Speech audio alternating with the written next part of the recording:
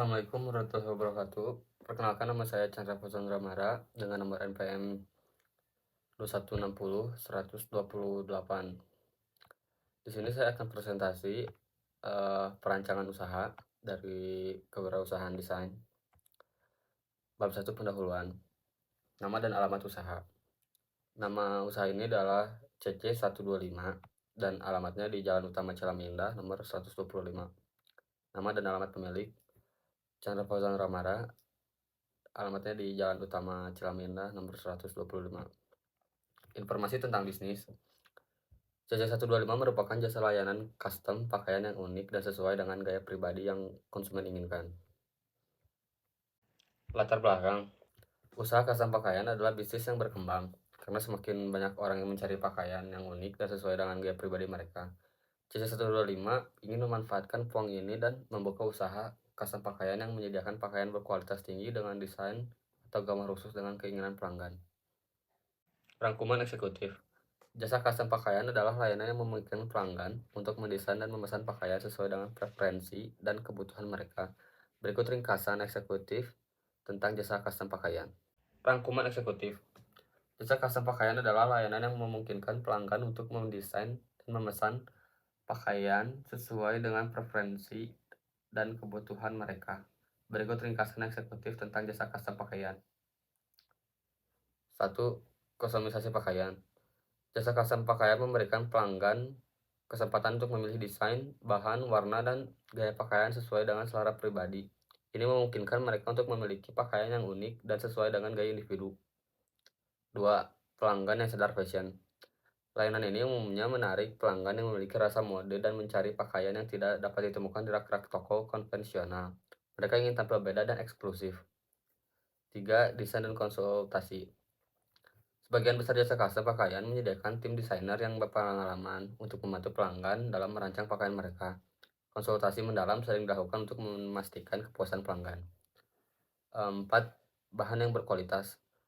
Jasa ini sering menggunakan bahan berkualitas tinggi untuk memastikan bahwa pakaian yang dihasilkan tidak hanya tampak bagus, tetapi juga nyaman untuk dipakai. 5. Proses produksi yang teliti. Proses produksi pakaian custom biasanya memerlukan waktu yang lebih lama dibandingkan dengan pakaian massal. Ini karena setiap langkah, seperti pemotongan, jahitan, dan penyelesaian, dilakukan secara hati-hati untuk memastikan kualitas. 6. Harga yang bervariasi.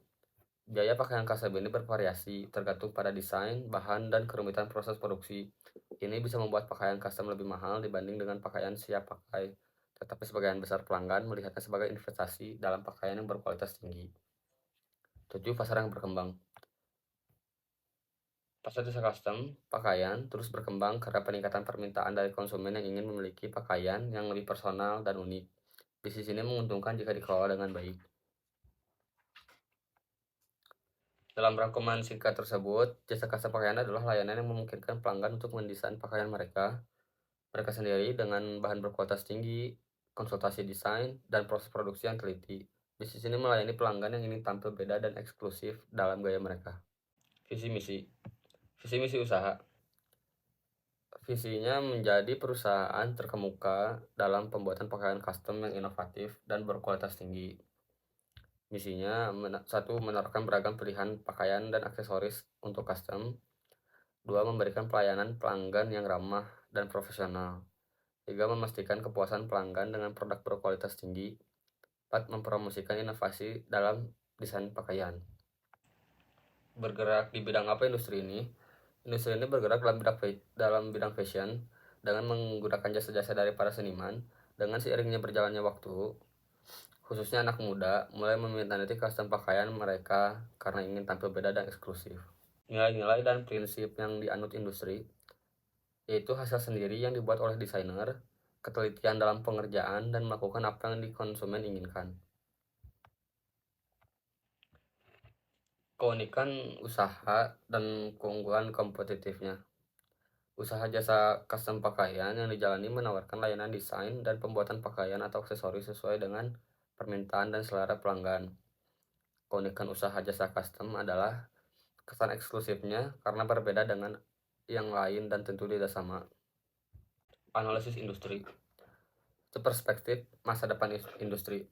Ada kecenderungan meningkatnya permintaan pasar akan pakaian yang sesuai dengan gaya, identitas, dan preferensi pelanggan.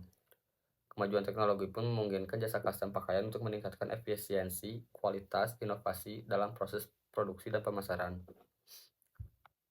Analisis persaingan. Untuk bersaing dalam jasa custom pakaian harus mampu menawarkan nilai lebih yang dapat membedakan mereka dari pesaing seperti kualitas, keunikan, kepuasan, dan loyalitas pelanggan. Beberapa faktor pertimbangan pesaing jasa custom adalah sebagai berikut. 1. Kualitas produk. Jasa custom harus mampu memberikan produk yang berkualitas tinggi sesuai dengan spesifikasi dan harapan pelanggan, serta bebas dari cacat atau keluhan konsumen. 2. Keunikan produk. Jasa custom harus mampu menetapkan harga yang kompetitif dan sesuai dengan nilai tambah yang ditawarkan. 3. Pemasaran produk. Jasa custom harus mampu memasarkan produknya secara efektif dan efisien dengan memanfaatkan media sosial, platform online, dan promosi yang tepat sasaran. Keempat, loyalitas pelanggan. Jasa custom harus mampu membangun hubungan yang baik dengan pelanggan dengan memberikan layanan yang ramah, responsif, dan profesional. Deskripsi usaha. 1. Desain dan produksi. Yaitu 1. Sesuai dengan permintaan konsumen.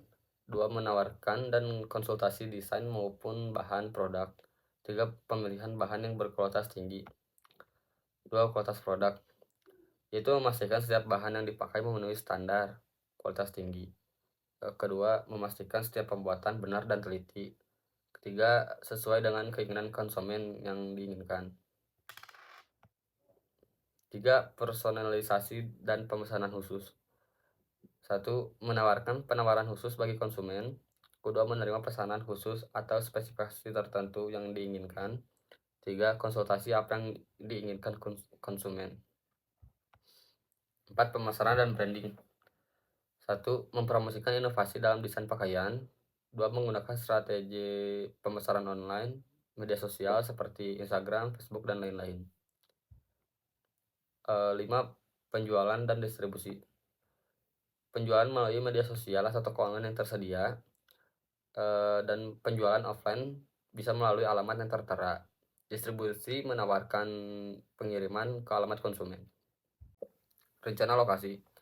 Pemilihan lokasi.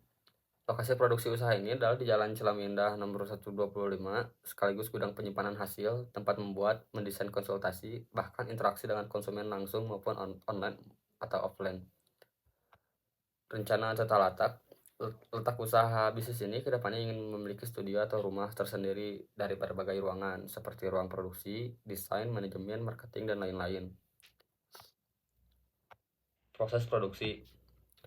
Proses produksi custom pakaian melibatkan beberapa tahapan, mulai dari desain hingga quality control, dan tahapannya antara lain desain. Tahap awal dalam produksi custom pakaian adalah membuat desain yang sesuai dengan permintaan dan selera konsumen. Kedua, pemilihan bahan. Setelah desain selesai dibuat, langkah selanjutnya memilih bahan yang akan digunakan untuk mengcustom pakaian. Pemilihan bahan harus mempertimbangkan faktor seperti kualitas, warna, tekstur, dan harga. Ketiga, lukis.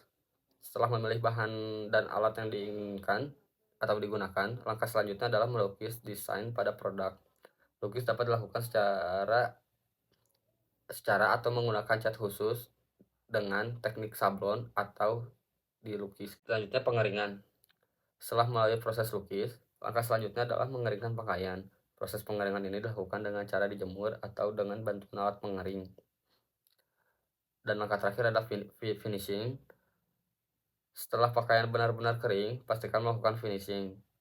Dilakukan untuk memastikan bahwa pakaian sudah dalam keadaan siap pakai. Keadaan gedung dan perlengkapannya.